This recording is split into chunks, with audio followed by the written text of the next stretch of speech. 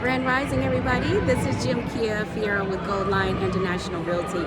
So today I am here in Accra-Ghana, and I am at the Diaspora Summit 2025. I'm really excited. This will be the first summit that I actually get to attend. And I'm excited about the information and the forward movement that Ghana is, putting out into the world about, including us, the diaspora. And when we're, when you have representation, or they consider us, when they're sitting at these tables, making these decisions about investing, about real estate, and all the things that we as diaspora are interested in. I want to be here. I want to be here. So because if you're not here, I want to be able to bring this information back to you so that you guys know what's going on. So when you are thinking about relocating to Ghana, it's important to know what programs are here, what the country is doing to help integrate us into these different programs and systems that they have here. So again, I'm excited to be here today at the summit. It hasn't started yet, so we're kind of in where we do the meet and greet and do a little networking. So, all right, guys, I will talk to you later and try to bring you some more information to you today. Goodbye. Of the African diaspora living in America, it is my profound honor to stand here in the motherland, to be here not as a guest, but as family, not as an observer, but as a descendant, carrying the history in my bones. Yesterday, Your Excellency, I spent the day revisiting Cape Coast with my wife and 25 American lawyers in my delegation. I walked the path our ancestors were forced to walk. I touched the waters they were made to bathe in. I stood in the dungeons where humanity was denied, but the African spirit was never broken.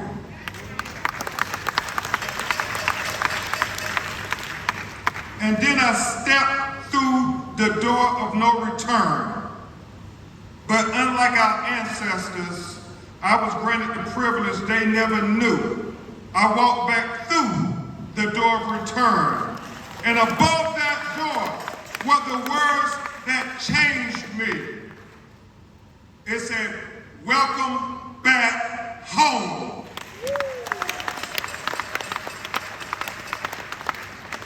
That was not symbolism, that was truth. The African diaspora did not lose Africa. We were taken from Africa, but Africa never left us. As Dr. Kwame Nkrumah reminded the world with his powerful Pan-African vision. I'm African because I was born in Africa, but because Africa was born in me.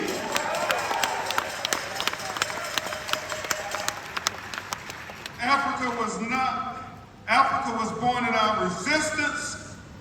Africa was born in our survival. Africa was born in our insistence on dignity and justice and repair. I stand before you as the civil rights lawyer who championed justice for Trayvon Martin, the 17-year-old Black American in 2012, who was walking home with his hoodie and a bag of Skittles and a can of iced tea, and was racially profiled and shot and killed by a neighborhood watch volunteer. And President Barack Obama said, if I had a son, he would look like Trayvon. I stand before you as the civil rights lawyer who represented Breonna Taylor, our sister in Louisville, Kentucky, who the police kicked in her front door at 1 o'clock in the morning, executing a no-knock warrant, and mutilated that young princess's body with 8 bullet holes while she was practically naked in her own home. And I stand before you as the civil rights lawyer who championed justice for George Floyd, who was killed in Minneapolis, Minnesota, with a police officer knee on his neck for 9 minutes and 29 seconds while he said, "I can't breathe," 28 times. And the whole world said, until we get justice for George Floyd, none of us can breathe. But more importantly, I stand before you as a descendant of the survivors of the transatlantic slave trade. I represent families across the diaspora who still live with the consequences of enslavement, colonialism, racial violence. For us, reparative justice is not abstract. It is a lived reality. We are one people. No one can divide us but us. No one can unite us but us. Reparative justice. Just as the enemies of equality believe and are unapologetic in their white supremacist beliefs, we as children of Africa must be unapologetic defenders of black life, black liberty, and black humanity.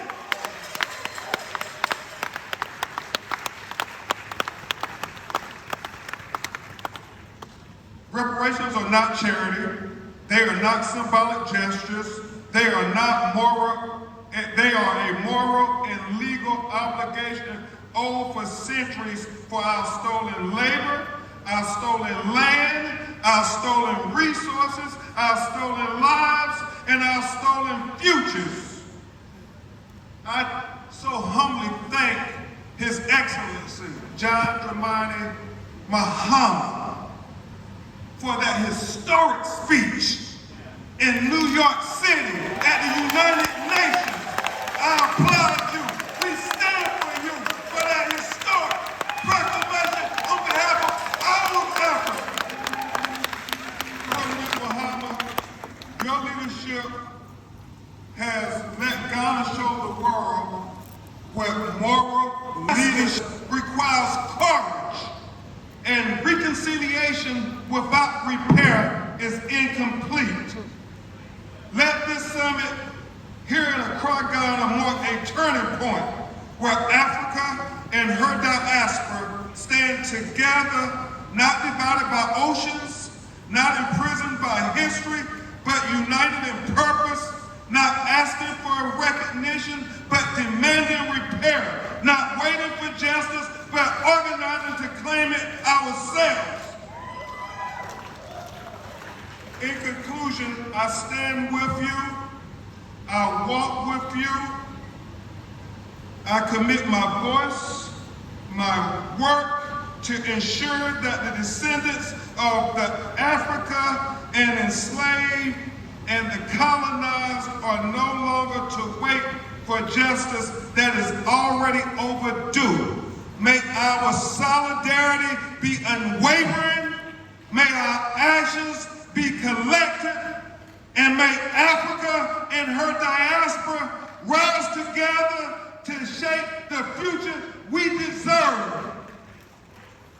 Just like we made winning legal arguments for Trayvon Martin to get justice, and we made winning legal arguments for Breonna Taylor to get justice, and we made winning arguments for George Floyd to get justice.